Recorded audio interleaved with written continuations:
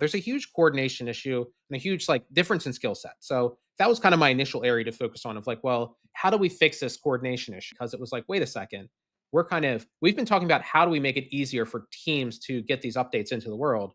What if we could just do the updates for you? Like, what if we could actually just do the yeah, Yeah. boom, like Welcome to today's episode of Churn Bites. I'm Brian Polikoff, CEO and founder of Churn Assassin, and today we're diving into why change logs are your secret customer retention tool. And joining me today is a very special guest, Brian Sierakowski from ChangeBot.AI. Hey there, Brian. Get us kicked off if you don't mind. Tell us a little bit about your background and really what makes you tick. Sure. Yeah, thanks, Brian. I really appreciate you having me here. So I'm also Brian, and I'm the co-founder of ChangeBot, and I'm a multi-time founder, and I've built some stuff that didn't work, but I've also had some products go from idea all the way through sold, and now I'm really focused on helping companies really figure out their product communication strategy. That's awesome because I know so many companies struggle with that. And I know personally in one of my previous companies, we had troubles with this. We had customers actually cancel just because they thought we didn't have a feature that we did, or they asked us for a feature which we actually developed, but then we dropped the ball and never told them we developed it. How often are you seeing that yourself? I see it all the time, and I that's why I started this business. Like I mentioned, I've run a couple of different companies, and I've been through the ringer a little bit. And there's nothing more demoralizing to put in these 80-hour, 100-hour startup weeks, and then you're getting messages from your customers like, "Hey, are you guys still alive? Are you doing anything?" And it really comes down to that component of, "Hey, it's a lot of work to build this stuff, and it's a lot of work to put all these different components together and kind of get something to market." So I'm finding that a lot of teams just they either don't have the energy or the skill or the interest in doing that final mile of after you do all the work you have to tell your customers about it, and that's where we're kind of finding people are dropping the ball. That's what I did too. I was dropping the ball in that situation as well. Yeah, and I think a lot of folks are, and I don't think that I just don't think that there's a really good solution. So, just in case our listeners don't know, I'm pretty sure that they are going to know, but just in case they don't know, walk us through what it looks like to uh, kind of keep customers in the loop without something like ChangeBot. Sure. Yeah, it's a frustrating process. So at my previous companies, despite trying really hard to do this, we updated customers a lot less frequently than we should have. And generally, what it looks like is that you have a couple of different key stakeholders. So you have your support team that's listening to the complaints and issues that people are happening. You have your development team that are actually making the changes. You have sales that's on the front end trying to convince new people to come in. You got your product person in the middle, and then you have marketing. That's most marketing teams are just trying to hang on and trying to like how do we keep saying things over and over again to convince people to come in. So generally in companies that I've run in the past, you need to have some sort of meeting with some or all of these different groups, which gets really expensive. You have your developers come in, the developers are explaining what's getting built, and the product managers are saying this is why it's getting built. And the marketing team is like, well, here's how I need to say this to people. And so usually there's like in the ideal world, there's like a weekly meeting. Usually it slides and it's every other week or once a month. But then, we have these group that's coming together to kind of talk through, okay, here's what's going on and here's why we should tell customers. Inevitably, this gets ping-ponged around different departments. So the developers explain it, and then that goes over to the marketing team. So they write down, okay, here's what we want to say. And then the developers read it and they go, no, none of that is, we didn't actually do any of that. Like, I think that's a good idea, but we Up didn't actually. inventing features. Yeah. And then, so you go back and forth, and then, you get to the situation where to get these updates out, you're looking at, 10 to 12 person hours to get the update out. And this is also why companies aren't updating as frequently as they should, because you kind of go through this, tango back and forth. And it's like, well, if it's going to cost like 12 hours a week across our team, well, let's do that once a month instead of once a week. And then even that gets pushed out. So, Mhm. but that's kind of, I mean, the problem is that there's no one person in the company that has all the context that you need in order to get these updates out the door. The developers know the changes, but sorry, developers, I'm a developer. I'm gonna make fun of you a little bit. Like, you don't know how to talk to people. You don't know how Sure. to talk to customers. And the marketing team is like got all the kind of customer profiles, and they know all the features and benefits, but they don't know exactly what's happening. And everybody else has a little bit of input along the way. So without a tool like the one that we're building, your only other option is to bring everybody together and spend the time on it. And the real killer is like, well, do you want your developers in more internal meetings, or do you want them building more stuff? Like, I've never met a company that's like, oh yeah, we have too many developers, we've got too many dev hours, like we don't know what we want to. It's like, no, there's always a huge roadmap of stuff to build. So it's like, well, do we spend 10 hours talking to our internal team, or do we spend an additional 10 hours building more stuff? And almost everybody chooses build more stuff. Indeed. And before the show, you and I were talking, and you said a phrase that I thought was it was so true, but so hilarious at the same time. Tell our listeners about the invoicing quote that you said. Oh, They got to hear this. sure, sure. Yeah. So we kind of have this internal motto. It's like you should send your customers more updates than invoices, because it's like think about what that's saying to your customers. It's like that invoice is like rock solid. It shows up every month on the same day, probably around the same time, and customers can count on getting that invoice in, and they know that they're going to have to pay it. But the updates, usually it's like, okay, maybe it's once a month. I mean, I would, if you're listening to this and you're thinking like, yeah, we're pretty good about updating our customers once a month, I would prompt you to like actually go back and count the dates, because I did this for myself when I was starting the business, and I thought as I was developing the previous product I was working on, I said to myself, I think we're updating about once a month, and it was like every 6 to 8 weeks. Like I was Yeah. like pretty wrong, and I was making a big effort to get them out the door. So you think about a different world of, well, what if instead of getting one invoice a month and then less than one update, what if you're getting your customers some sort of information every week or every other week? Like, what does that do to the kind of conversation that you're having with your customers? And how does that, I talk to, I'm also an entrepreneur in residence here at one of our local accelerators. And I'll hear from companies and they'll be like, yeah, I surveyed my customers. I know you're supposed to talk to your customers. I sent a survey out and nobody responded. And you look and it's like, okay, well, how frequently are you communicating with them previous to that? And it's like, oh no, you just send them a survey every 6 months. Like, that's not a great conversation. So No. compare that to, even small, even on social, you don't need to like, there's a art to this. You don't need to send an email to your customers every single day, but even on social, multiple times a week, having updates there, and then maybe like a monthly recap or bi-weekly recap. But that starts to put people even subconsciously in the thing of like, oh well, I'm working with Brian's company. It's both of us, Yep. and they're sharing updates with me, and they're providing me information, and they're kind of helping me. They're kind of helping me understand how to get a better use out of this tool. So when the time comes up to say like, when we reach out and we say, hey, Mr. or Miss Customer, like, what could we do better? They're already kind of feeling like they're actively in a conversation. This is not Yep. coming out of the blue. They're like, oh yeah, I hear from Brian, every other week or every week, or like they're just like one of my friends that's texting me all the time. It's a totally different vibe than corporate entity shows up and butts into your day and say like, hello shareholder, how do I make this product better?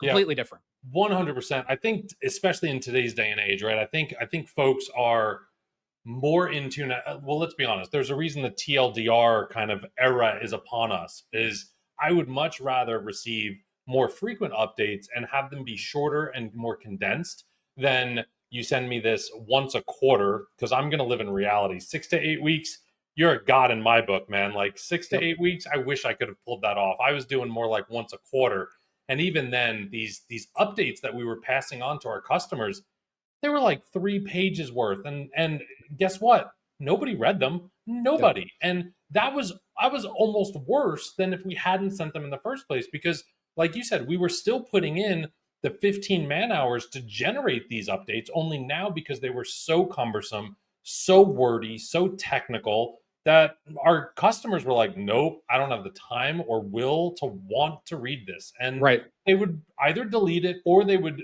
have good faith and they would save it for later. They'd move it into another folder. Right. I'm going to read this later, and they never do.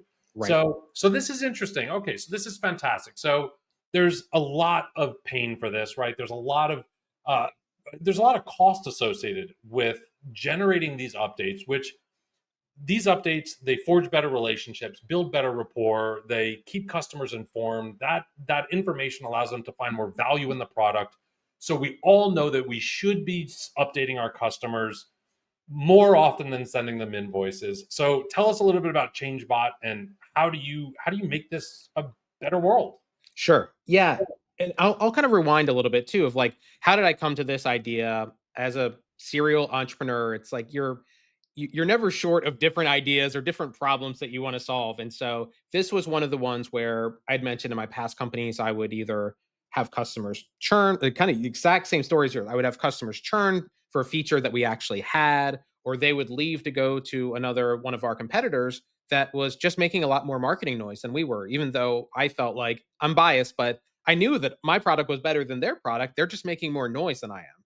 And Mm, so that was in the back of my mind as I was kind of figuring out like, okay, what do I want to do next? What do I want to build? And I played around with a couple of different ideas, but I just couldn't get this challenge out of my head of like, and almost selfishly, I'm like, I really don't want to build another company ever again unless I have this framework behind me where I can know for sure that we're actually updating our customers. And yep, yeah, I just never want to have this, this churn conversation ever again because it's like I'm just like it's a double dagger. It's like one, they're leaving and you're losing money, and then two, you it was totally solvable. yep, So when I first kind of came up with the idea of how to solve this problem, it was sort of more of a manual process. It was like trying to solve some of these like coordination issues like I was talking about. There's a huge coordination issue and a huge like difference in skill set. So that was kind of my initial area to focus on of like, well, how do we fix this coordination issue? And then this was, really about a year ago today, kind of like, March of 24, which is like, probably an interesting timeline for people where you're thinking like, oh, that's really where all this LLM stuff started yep. happening. And so that really dramatically changed our perception of how to build the product because it was like, wait a second, we've been talking about how do we make it easier for teams to get these updates into the world. What if we could just do the updates for you? Like, what if we could actually just do the yeah, Yeah, boom, like, well, what if we could actually do that work for you? And so that's kind of what we immediately shifted into. And we, just like everybody else at that point in time, we're like, oh, we'll tie into your GitHub account and we will look at the commit messages. And in fact, we'll just scrape like 20 of them. We'll send that as a request to ChatGPT and say, please write our updates and have that come back. And then we'll have all of our updates written. In and out in 10 minutes or whatever that whatever that phrase is. super easy. Have that done in an afternoon. Exactly. Our MVP will be done and then we'll just have to figure out where to, what to do with all the money that we're going to make from that. What was the Um, reality though? Yes, yeah, it's a good question. So we did that, and we're very fortunate. We had a couple of companies that were having the same problems, and they kind of understood the vision, and so we had a couple of beta customers sign up. And the feedback that we got really for about the first 8 months of our business was that the updates that we were writing weren't good. And the beta customers were using feedback a little bit stronger than not good, but I'll censor myself for Sure. now. And so we realized through that process and really comparing it to like the human model of like if you were going to hire a person to do this job, that person would be called a product marketer. Mhm. And what would you have to do to get that person up to speed? Like, well, they need to have a great understanding of who our company is. They need to know who our customers are. They need to know the features and benefits of our product, and then they also kind of need to know like the history of our product. What have we done before? When we're talking about a feature, is this a brand new feature or is this something that we're adding on to an existing feature? And so we realized very quickly that we needed to build the context into our system to understand those four things and even more. And so that's what we did. It's in fact what we had to do because everything else that we tried, we sort of ended up with like a pretty poor product. Yep. So we kept working and we kind of figured out how to build this context in and how to understand sort of the history of the product and really understanding specifically the changes and how those contextualize to the customers to the product that we have today. We kind of joke around. We call it Update Engine 5. Like we're like it's like a Microsoft product or something like that. But we've gone through at least five major architectural improvements to the back end, and now it works amazingly. We can So look at the changes that you're making. We can turn those into updates. We can help you distribute them, and we're always looking to add more to each side of like bringing in more information to be able to write about, and then also uh, as soon as we got past the hey, your updates aren't very good, um, that's the only feedback that we got for a long time. As soon as we fixed that, it was like overnight. We went from that one complaint into a million complaints, and that's like, oh well.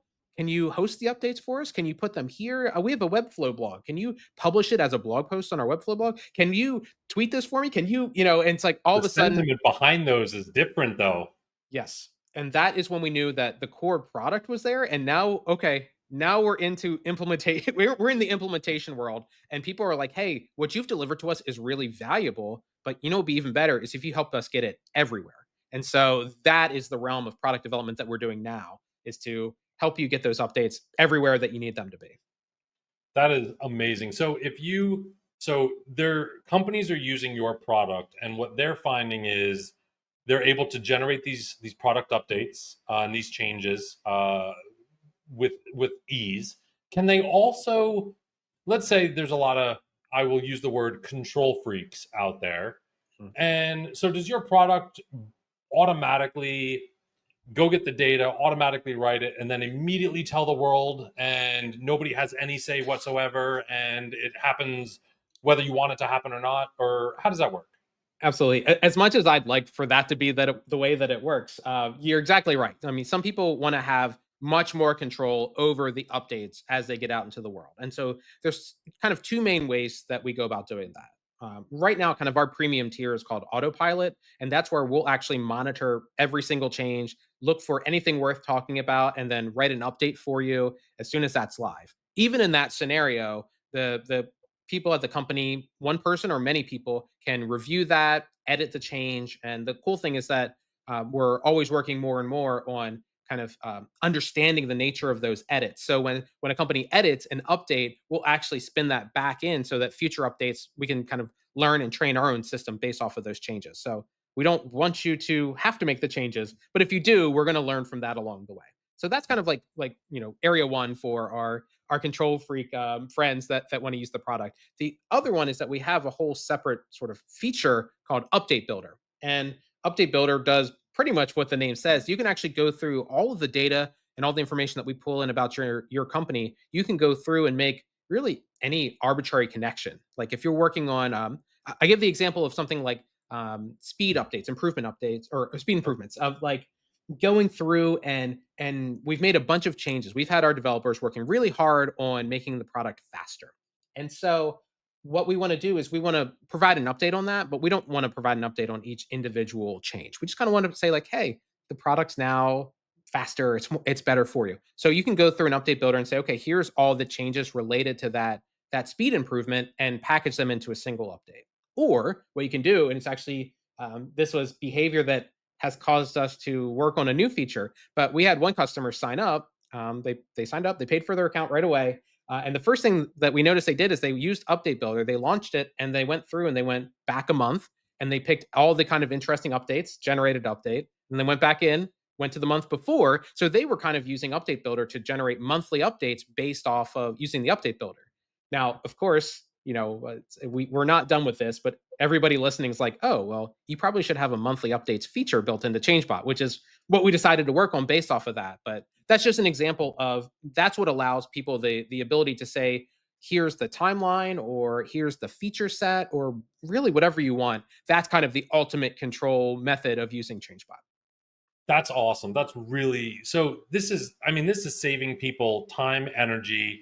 From a founder standpoint, I don't have a bunch of my employees sitting in a room Mhm. talking, arguing over the best verb or adjective to use in the marketing material, and arguing over which features actually need to get promoted versus kind of just tucked away in a corner, if you will. Yep. And at the end of the day, we're using this tool not only to just educate our customer base, which is a huge problem, especially for so many SaaS businesses out there where the product is constantly evolving, right? Customer education is such an important role in the value that they receive. And ultimately that leads to the retention aspect. So with that being said, I do have a question, which is, if you could give, assuming our listeners aren't going to run to your website, which we're going to talk about your website in just a little bit, but let's assume that they don't run to your website and sign up today, which I do recommend that everyone do that. But assuming they don't, give our listeners a little bit of advice as to what they could do to streamline this process for themselves without necessarily needing a full-blown solution like yours. Absolutely. Yeah. One of the very first things I did when I started working on this product is I said, I'm going to write down, and just based off of my career, I'm going to write down all the kind of tips and tricks and do a little bit of research about like what makes updates really good. Like how do the best companies in the world that go out there and provide the best updates to their customers, what are they doing? And I thought this was going to be a short little, almost like a cheat sheet for us internally as we developed the product. And it turned out to be a 92-page long blog post called Art of the Update. So if you want the full version, that's we don't have like a ebook or email sign up. If you want to go on our blog, and it's usually up at the top of the screen, you can read the whole thing there. But in the interest of time, I'll give a couple of tips here, so you don't necessarily have to do that. The the key thing that if we want to kind of just narrow in on one piece of feedback, I basically across the board find companies that are struggling to get enough updates out there are miscalibrated on how big the change needs to be in order to tell their customers about it. And that's circular because if you haven't updated your customer in 3 months, then you're like, well, we have to put a big update out there to justify that. And because it needs to be a big update, then you wait another 3 months to let them know. So if you're in that spot and you're feeling a little bit of frustration, or you're starting to see some of those kind of like trailing indicators, you have churn happening, or you have people. One key thing that's so tricky, you have customers that are churning that if they would have talked to you before they decided to churn, you could have solved the issue. You could have gotten in the way. These updates are a great reason to start that conversation up. So that would kind of be my first major piece of update, or my first major piece of advice is to get the updates out there and recalibrate on how big of a change you need to create to update your customers. Because if it was worth your team spending the time on, if it was worth having your developers go off and doing all the effort and all the work and actually getting this deployed into production, more likely than not, there's something, even just one line, that's worth getting to your customers. So I would say, ease of entry, ease of use. Just try to maybe like we'll set a little goal. Just every week, think of one line that you could even just post on social. Like, just let's set the bar as low as possible. One Sure. line on social once a week that you can update your customers with. And I promise you that if you start doing that, you're going to start finding a lot more things that you want to talk about.